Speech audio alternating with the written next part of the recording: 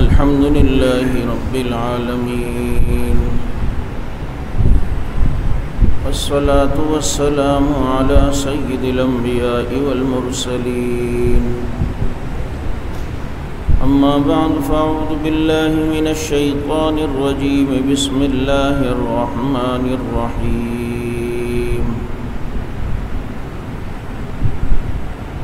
يا أيها الذين آمنوا كتب عليكم الصيام كما كتب على الذين من قبلكم لعلكم تتقون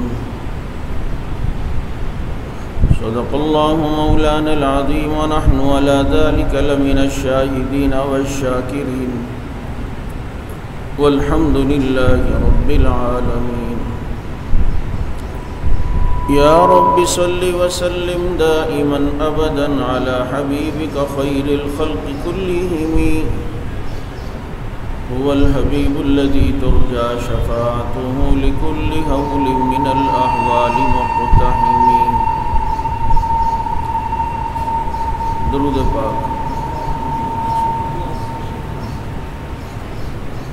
واجب الاحترام گرامی قدر سامعین، عزیز ساتھی و محترم دوست اور معزز بزرگوں، رمضان المبارک کی بابرکت باسعادت گھڑیاں، جس کا آج تیسرا دن ہے، اللہ رب العزت نے یہ رحمتوں اور برکتوں والا مہینہ، جس میں عبادات کے ثواب کو اللہ تعالیٰ بڑھا دیتے ہیں، اور پھر یہ بات یاد رکھیں، جو لمحات یا جو جگہیں، جو مقام شرف و عزت کے اعتبار سے بہت محترم ہوتے ہیں، ان میں گناہ بھی اتنا بڑا تصور ہوتا ہے۔ ایک آدمی باہر گناہ کر رہا ہے، وہ بھی گناہ ہے۔ ایک آدمی مسجد میں گناہ کر رہا ہے تو وہ زیادہ بڑا گناہ ہے، اور ایک آدمی بیت اللہ میں گناہ کرے تو یہ اور زیادہ بڑا گناہ ہے۔ جگہوں کے معتبر ہونے کی وجہ سے اور محترم ہونے کی وجہ سے نیکی اور گناہ میں وزن کا بھی فرق آ جاتا ہے۔ اسی طرح ایک شخص عام حالات میں، عام دنوں میں گناہ کرتا ہے، وہ بھی گناہ ہے اور بہت برا ہے، لیکن رمضان کی گھڑیاں، رمضان کے اوقات یہ مقدس اوقات ہیں اور محترم گھڑیاں ہیں، اس میں گناہ پھر زیادہ بڑا گناہ ہے، اور اس میں نیکی بھی زیادہ بڑی نیکی ہے، کیونکہ اس نے اس لمحات کو ضائع کیا اور ان لمحات کی قدر و قیمت کو نہیں پہچانا، جس کی وجہ سے اب اس گناہ کو اللہ رب العزت نے بہت بڑا کر دینا اور بڑھا کر دکھانا ہے۔ اس لیے جو لوگ رمضان المبارک کو بھی گناہوں میں اور غفلتوں میں گزارتے ہیں اور پرواہ نہیں ہے کہ جناب کہ اللہ رب العزت نے کتنی مقدس گھڑیاں دیں اور ان کو میں نافرمانی میں گزاروں، تو مجھے بتائیں پھر اس کے اندر اللہ رب العزت کی پکڑ بھی پھر بہت زیادہ سخت ہے، اور میں نے کہا اجر و ثواب بھی زیادہ ہے۔ اس لیے اگر کوئی شخص روزہ نہیں رکھتا لیکن روزے کا احترام کرتا ہے، مجبوری ہے روزہ نہیں رکھ پاتا لیکن احترام کرتا ہے، تو یہ شخص قابل عزت ہے۔ اور بڑی بدبختی ان لوگوں کے لیے جو رکھتے بھی نہیں ہیں اور کھلے عام کھاتے ہیں اور پھر اس پہ فخر محسوس کرتے ہیں، اور آج ہمارے پاکستان میں یہ کلچر بنتا جا رہا ہے۔ کسی زمانے میں، ابھی ماضی قریب میں، اگر کوئی روزہ نہیں رکھتا تھا تو وہ چھپ چھپا کر رہتا تھا، یار کسی کو پتہ نہ چلے۔ اب تو بدبختی کا یہ عالم ہے کہ کھلے عام سگریٹ ہے، کھلے عام ماوے کھا رہا ہے، کھلے عام پان چبا رہا ہے، اور پھر جناب اس پر کسی قسم کی شرمندگی بھی نہیں۔ اور اللہ کے نبی نے فرمایا میری ساری امت کی معافی ہے، لیکن اعلانیہ گناہ کرنے والے کی معافی نہیں ہے، کیونکہ یہ اعلانیہ گناہ کرنے والا یہ گناہگار نہیں ہے، یہ باغی ہے، اور باغی کے لیے سزائیں سخت ہوا کرتی ہیں۔ اتنی حیا نہیں ہے کہ جناب اللہ رب العزت نے یہ مقدس مہینہ دیا ہے، اگر نہیں رکھ سکتے تو کم از کم اس کا احترام تو ہو۔ ایک شخص تھا ہندو، اس کو کسی نے مرنے کے بعد خواب میں دیکھا کہ وہ جنت میں ٹہل رہا ہے۔ اس کو کسی نے کہا کہ بھائی تو ہندو تھا اور جنت تو مسلمان کے لیے، اور تو کیسے جنت میں چلا گیا؟ وہ کہنے لگا تھا تو میں ہندو، لیکن اللہ نے مجھے موت سے پہلے کلمے کی توفیق دے دی اور میں مسلمان ہو کے مرا، اور کہا مسلمان ہو کے اس وجہ سے مرا ہوں کہ اللہ نے میری ایک نیکی کو قبول کر لیا، اور وہ نیکی یہ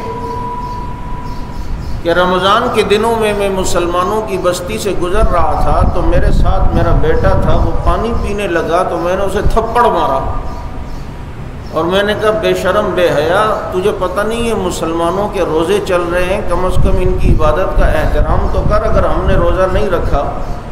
کہا کہ روزے کے اس احترام کرنے کی برکت سے اللہ نے مجھے ایمان کی دولت نصیب فرمائی، اور میرا خاتمہ حالت ایمان پر ہوا ہے۔ اور مجھے بتائیں اگر جو بے اکرامی کرے گا تو پھر اس کا کیا حال ہے؟ بہرحال ان لمحات کو ہم نے قیمتی بنانا ہے۔ دیکھو بھائی یہ دن ایسے ہی گزر بھی جائیں گے، برف کی طرح پگھل رہے ہیں، لیکن ہم نے یہ سوچنا ہے کہ ہم نے اسے قیمتی کیسا بنانا ہے۔ قرآن کریم کی تلاوت ہو، بہت کثرت کے ساتھ قرآن کریم کی تلاوت ہمارے بزرگوں کا معمول رہا ہے۔ تراویح تو ہم لوگ جلدی جلدی والی پڑھتے ہیں اور جناب آدھے ایک گھنٹے والی دیکھتے ہیں، ہمارے بزرگوں کے جو معمولات رہے ہیں وہ سحری تک کی تراویح بھی ہے۔ ختم نبوت کی تحریک میں جب ہمارے یہ بزرگ جیل میں گئے، عطا اللہ شاہ بخاری رحمۃ اللہ علیہ تھے، حضرت میرے شیخ حضرت مولانا خواجہ خان محمد صاحب رحمۃ اللہ علیہ اور دیگر حضرات، ان میں حافظ محمد رحمۃ اللہ علیہ بھی ہوتے تھے، حافظ صرف وہی تھے۔ اب رمضان کے دنوں میں ان کی رہائی کے آرڈر آ گئے کہ جی رہائی ہے۔ اب انہیں تشویش ہوئی کہ ہم باہر جائیں گے تو قرآن ہمارا نہ رہ جائے، تو تراویح میں پورا قرآن سننا تو سنت ہے، یہ تو ہم لوگ ہیں جو امام کے پیچھے بیٹھے رہتے ہیں، اس نے اللہ اکبر کہا ہے تو پھر جلدی سے کھڑے ہو کے اللہ اکبر کرتے ہیں، تو قرآن جو سننے کی سنت ہے وہ تو رہ گئی ہم سے۔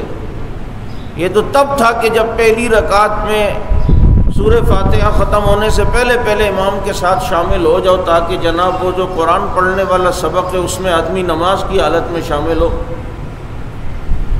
اب انہیں تشویش ہوئی اور 17 پارے رہتے تھے اور صبح ان کی رہائی تھی، تو کہا جی اب اس کی فکر جب ہوئی تو حافظ جی نے کہا کہ آج پھر ہمت کرو، میں آج پورے 17 پارے پڑھا دیتا ہوں۔ ایک رات میں پوری تراویح میں 17 پارے ختم ہوئے اور ادھر قرآن کریم بھی ختم کر کے سنت پہ عمل کر لیا۔ امام بخاری رحمۃ اللہ علیہ مغرب کے بعد قرآن کریم شروع کرتے تھے اور فجر تک رمضان میں قرآن ختم، فجر تک قرآن کریم ختم۔ امام ابو حنیفہ رحمۃ اللہ علیہ رمضان میں ایک قرآن صبح کا ایک شام رات کا ہوتا تھا، اتنا قرآن قرآن قرآن۔ اور حدیث شریف میں آتا ہے کہ 4 چیزوں کی کثرت کا فرمایا رمضان میں، ایک لا الہ الا اللہ، ایک استغفار، ایک جنت کی طلب اور جہنم سے پناہ۔ چلتے پھرتے یہ وظائف ہوں، لا الہ الا اللہ، استغفر اللہ، اسألک الجنہ، اعوذ بک من النار، لا الہ الا اللہ، استغفر اللہ، اسألک الجنہ، اعوذ بک من النار۔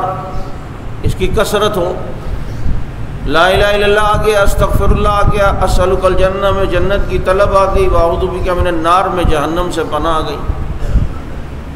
اور تیسری بات کہ افطار اور سحری کے وقت دعائیں قبول ہوتی ہیں، یہ ہمارے یہاں بہت زیادہ غفلت ہے کہ سحری کے جو وقت ہے یہ دعا کی قبولیت کا وقت ہے، اور افطار کا جو وقت ہے یہ دعا کی قبولیت کا وقت ہے۔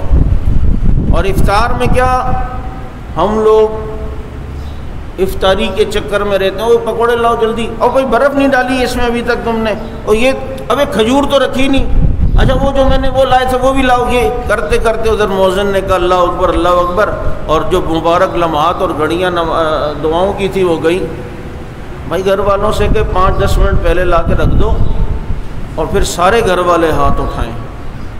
یہ جو فقیر اپنی پوری فیملی کو لے کر دروازے پر آ جائے نا، اور ساتھ میں چھوٹے چھوٹے بچے بھی ہوں، عورت ذات بھی ساتھ ہو، اور اس وقت جب وہ سوال کرے تو بتاؤ انسان کو کتنا ترس آتا ہے، یار چلو بچوں کو بھی لے آیا، دیکھو ان کے بھی ہاتھ اٹھے ہوئے ہیں، عورت ذات بھی اس کے ساتھ آ گئی۔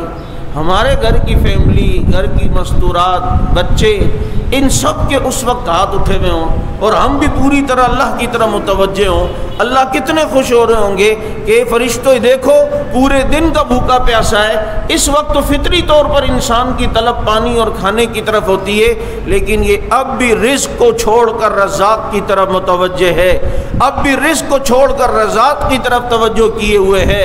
تم گواہ رہنا کہ میں نے اس کی بخشش بھی کر دی ہے، اور میں نے اس کے ساتھ رزق کا وعدہ بھی کر دیا ہے۔ تو یہ قبولیت کی اوقات ہیں۔ پھر یہ پہلا عشرہ رحمت کا عشرہ، خوب اللہ تعالیٰ سے اس کی رحمت کا سوال ہو۔ اللہم انی اسألک من فضلک و رحمتک، اللہم افتح لی ابواب رحمتک۔ اور پھر درود پاک کی کثرت، کیونکہ درود پاک کی کثرت سے ویسے ہی رحمت زیادہ ہوتی ہے۔ من صلی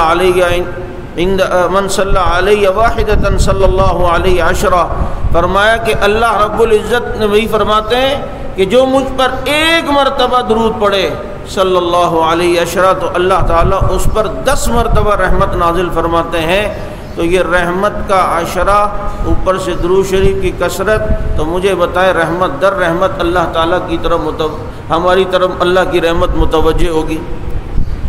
پھر اس رمضان میں حضرت عائشہ رضی اللہ عنہ فرماتی ہیں کہ آپ صلی اللہ علیہ وسلم کی سخاوت تیز آندھی سے زیادہ ہو جاتی تھی، جیسے تیز آندھی چلتی ہے ایسے آپ صلی اللہ علیہ وسلم کے ہاتھ چلتے تھے خرچ کرنے پہ۔ تو پتہ یہ چلتا ہے کہ آپ صلی اللہ علیہ وسلم ویسے تو پورے سال سخاوت کا مظاہرہ فرماتے، لیکن رمضان المبارک میں اس کی کثرت فرمایا کرتے تھے۔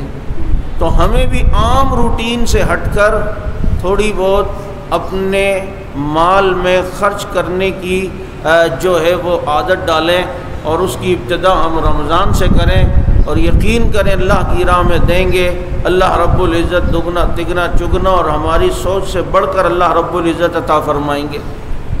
اس پر انشاءاللہ تفصیلی بات ہوگی۔ اب چونکہ آج 3 رمضان ہیں، اور 3 رمضان المبارک کی مناسبت سے بھی کچھ گفتگو کرنا یہ میں ضروری سمجھتا ہوں، اور وہ 3 رمضان المبارک آپ صلی اللہ علیہ وسلم کی لخت جگر، نور نظر، آپ صلی اللہ علیہ وسلم کی سب سے چھوٹی بیٹی حضرت فاطمہ الزہرا رضی اللہ تعالی عنہا کا یوم وفات ہے۔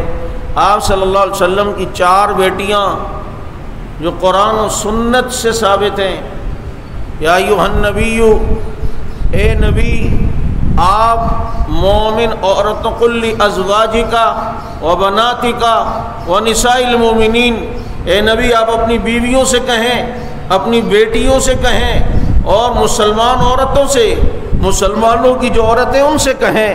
تو یہاں بناتک کا لفظ اللہ نے کہا، اور بنات بنت کی جمع ہے، اور عربی میں جمع 3 یا 3 سے زیادہ پر اطلاق ہوتا ہے۔ قرآن کی اس آیت سے پتہ چلتا ہے آپ صلی اللہ علیہ وسلم کی بیٹی ایک نہیں بلکہ کتنی تھیں؟ کتنی؟ 4 بیٹیاں۔ حضرت فاطمہ رضی اللہ تعالیٰ عنہ چونکہ سب سے چھوٹی ہیں، اور آج تک بھی یہ سلسلہ ہے کہ جو سب سے چھوٹی ہے اس سے محبت بھی زیادہ ہوتی ہے، تو حضرت فاطمہ رضی اللہ تعالیٰ عنہ سے چونکہ آپ صلی اللہ علیہ وسلم کا سلسلہ نسب چلا ہے، اس لیے وہ تینوں کی بنسبت زیادہ مشہور ہو گئیں، اور ان کے فضائل بھی ان کی بنسبت زیادہ ہیں، اور ایسا بھی نہیں ہے کہ باقیوں کی نہیں ہے۔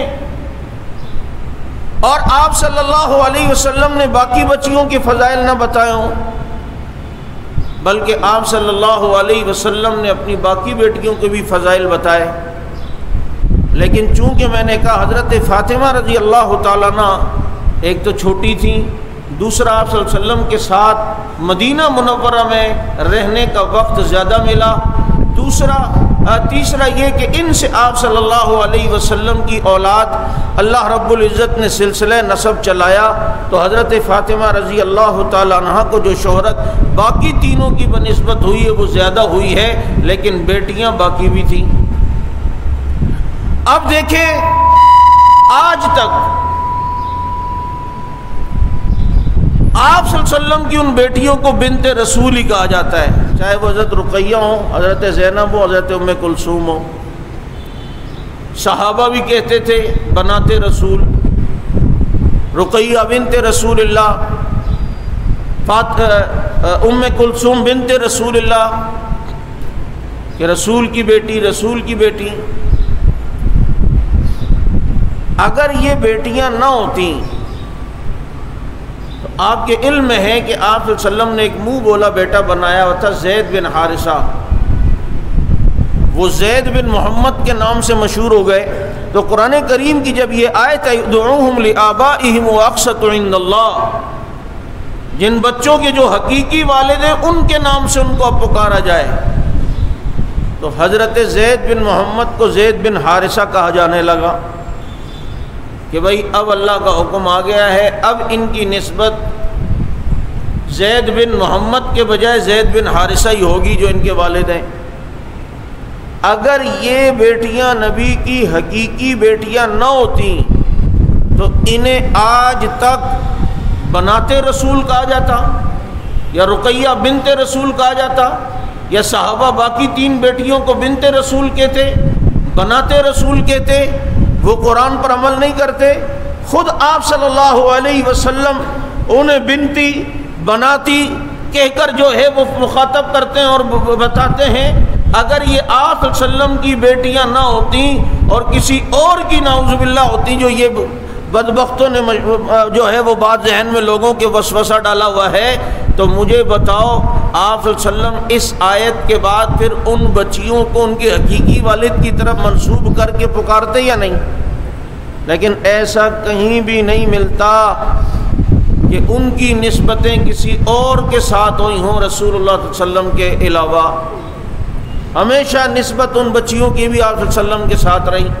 بہرحال وہ ایک الگ موضوع ہے جس پر کبھی تفصیلی بات کروں گا، چونکہ 3 رمضان المبارک حضرت فاطمہ الزہرا رضی اللہ تعالی عنہا کا یوم وفات ہے، اور آپ صلی اللہ علیہ وسلم کی یہ سب سے چھوٹی بیٹی، خود آپ صلی اللہ علیہ وسلم انہیں ہاتھ میں لے کے لوری دیا کرتے تھے، اللہ کی توحید کی لوری سنایا کرتے تھے، اور آپ صلی اللہ علیہ وسلم کی تربیت کا اثر آپ صلی اللہ علیہ وسلم کی زیر تربیت رہیں۔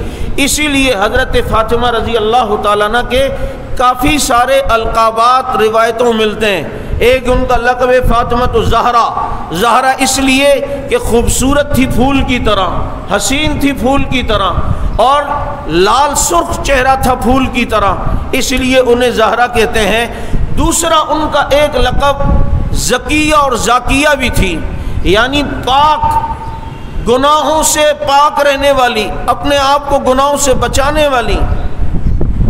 اور تیسرا لقب کریمۃ الطرفین، اور یہ وہ لقب ہے کہ ماں اور باپ دونوں کی طرف سے جب سلسلہ اور نسب اعلیٰ ہو اسے کریم الطرفین مرد ہو، تو کریمۃ الطرفین عورت ہو تو اسے کریمۃ الطرفین کہتے ہیں۔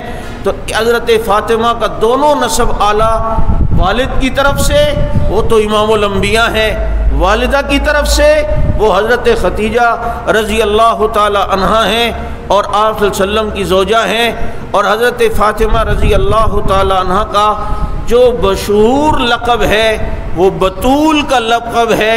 اور آپ کو یہ پتہ ہونا چاہیے بطول کا لقب وہ لقب ہے کہ بطول میں حضرت فاطمہ رضی اللہ تعالیٰ عنہ کا زہد، تقوی، قناعت، دنیا سے دوری، دنیا سے بیزاری، یہ ساری سیرت اس میں آتی ہے، کیونکہ بطول کہتے ہی اس کو ہیں جس کی دنیا کی طرف توجہ نہ ہو، دنیا کی طرف وہ توجہ نہ کرے، دنیا کی محبت اس کے دل میں نہ ہو، اسے بطول کہتے ہیں۔ سوال میرا صحابہ کے دشمنوں سے یہ ہے کہ فاطمہ بطول ہے یا نہیں، دنیا سے الگ تھلگ رہنے والی ہیں یا نہیں، دنیا سے بیزار ہیں یا نہیں، ان کا لقب بطول ہے یا نہیں؟ تو بدبختو، جب لقب بطول ہے اور بطول کا مطلب دنیا سے بیزاری ہے، اور تم نے حضرت فاطمہ کا جو نقشہ کھینچا ہے وہ یہ کہ ایک باغ کی وجہ سے بات کرنا چھوڑ دی حضرت ابوبکر سے،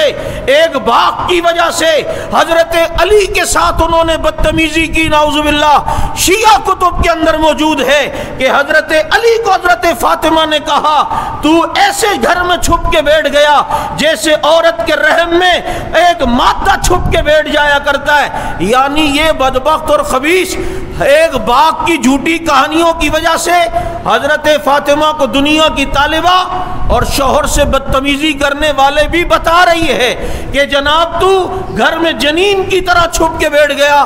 یہ سارے حوالے ہمارے پاس موجود ہیں، تم یہ تاثر دے رہے ہو حضرت فاطمہ رضی اللہ تعالیٰ عنہ اپنے شوہر سے یوں بدتمیزی کیا کرتی تھی، نعوذ باللہ۔ یوں کیا چہرہ دکھا رہے حضور کے خاندان کا، کیا چہرہ دکھا رہے حضور کی اولاد کا؟ حضور تو اپنے گھر کے اندر صدقہ اگر آ جاتا جب تک خرچ نہ کرتے، رات گھر پہ قیام نہیں کرتے تھے۔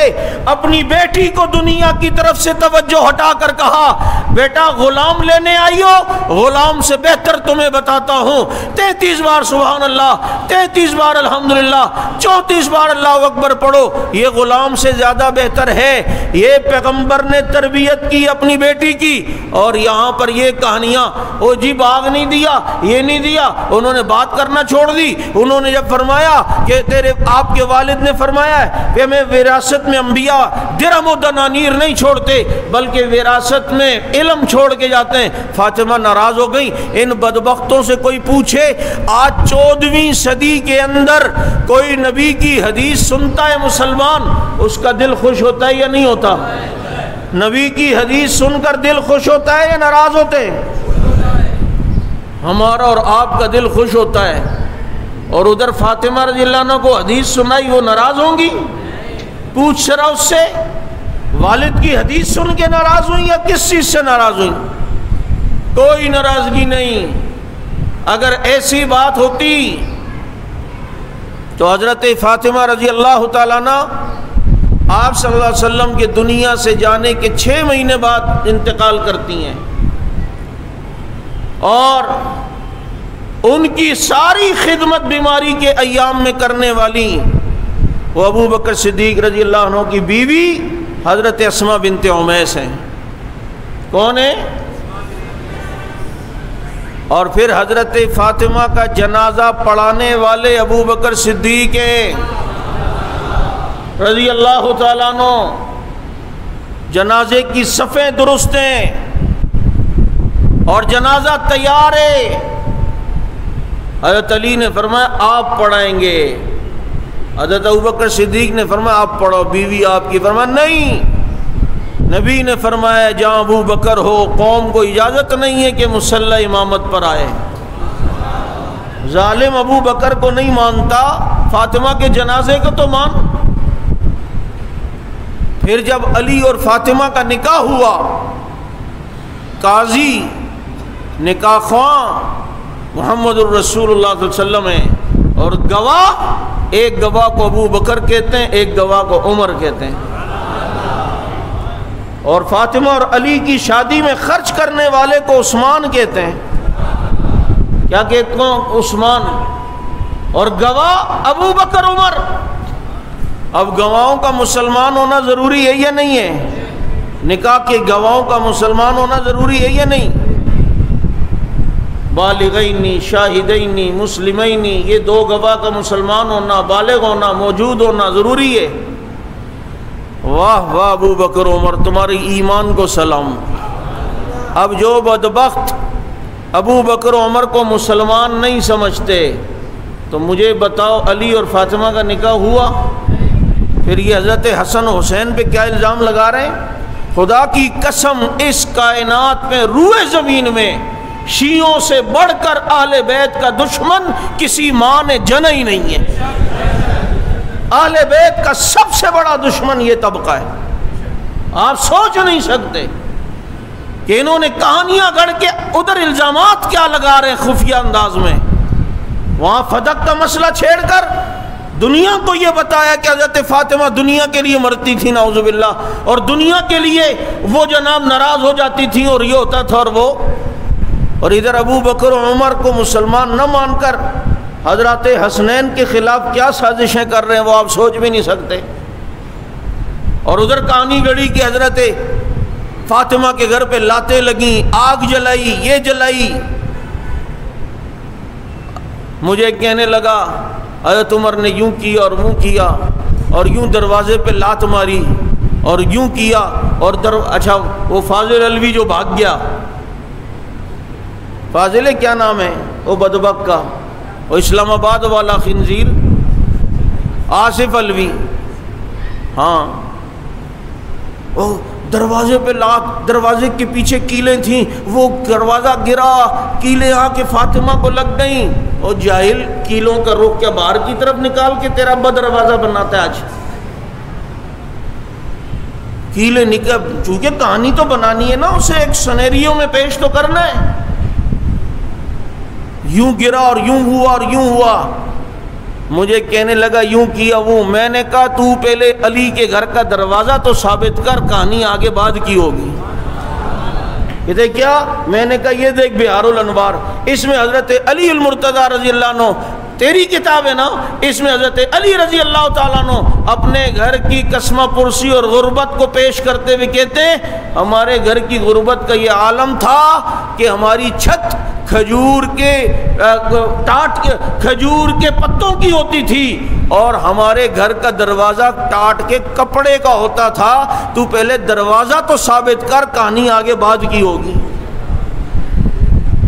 اور پھر میں نے اس کو کہا، میں کہا تیرے گھر پہ آ کے کوئی یوں کچھ کرے تیری بیگم کے ساتھ،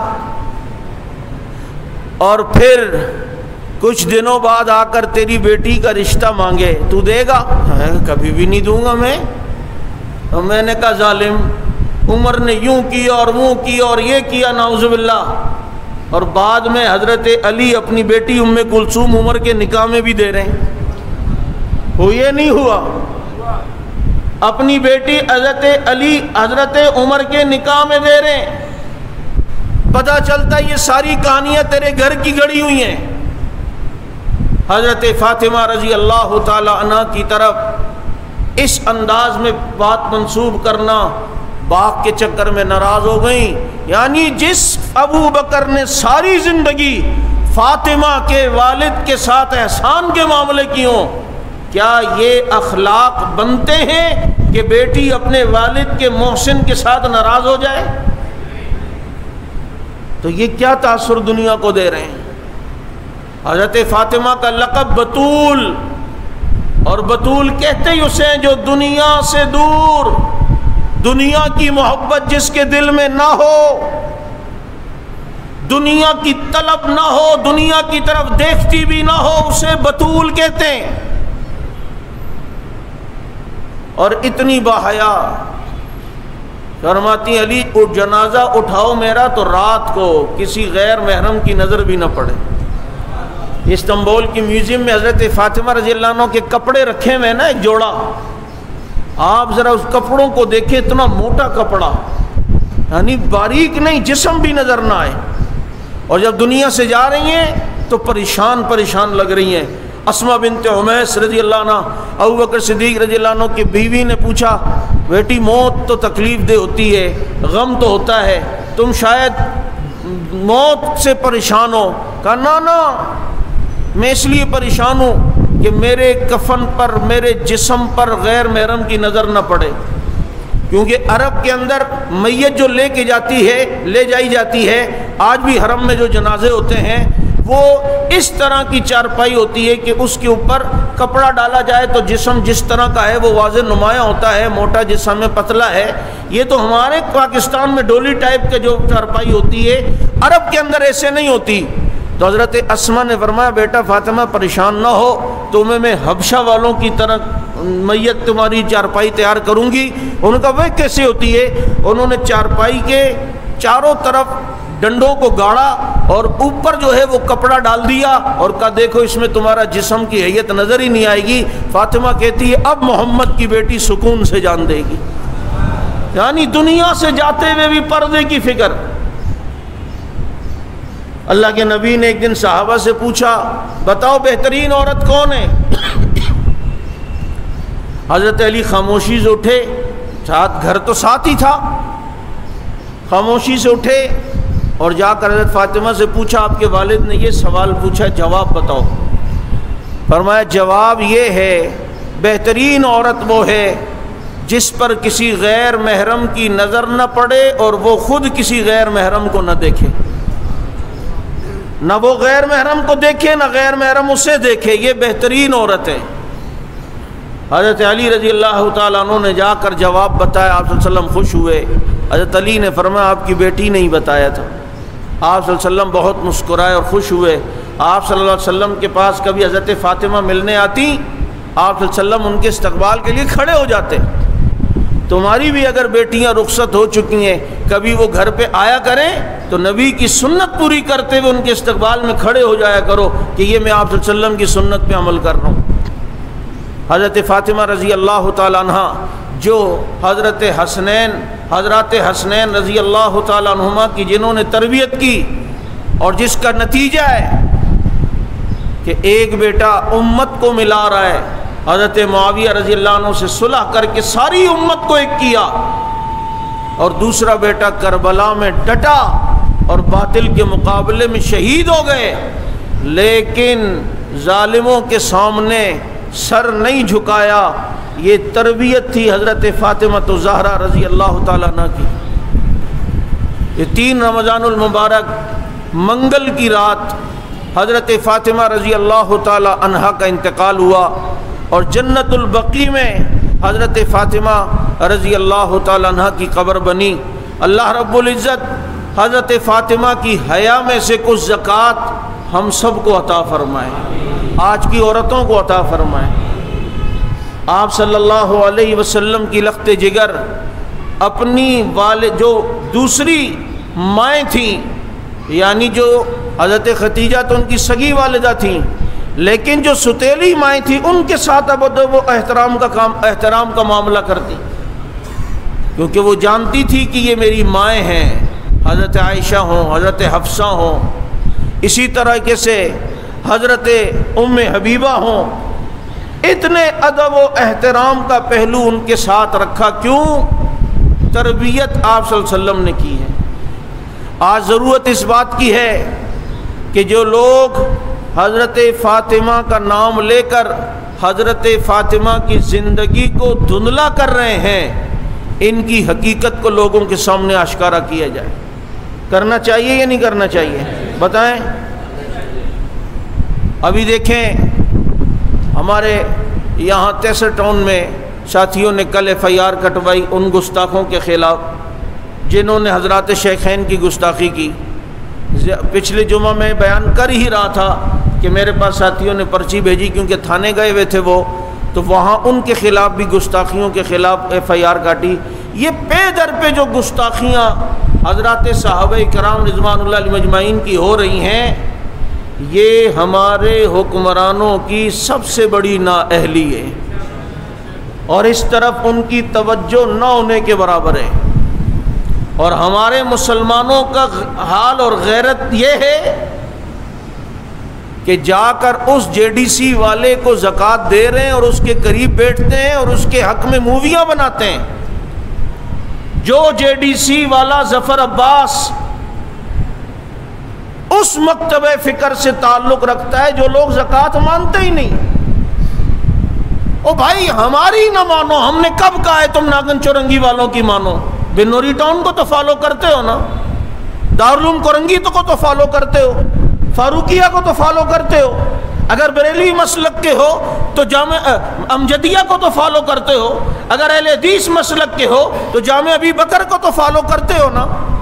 جاؤ ان سے جا کے مسئلے پوچھ لو کہ ان کو زکوٰۃ دینا جائز ہے یا ناجائز ہے، ہماری تو نہیں سنتے۔ اگر ہم متشدد ہیں، وہ تو متشدد نہیں ہے، لیکن مسئلہ تو یہی ہے۔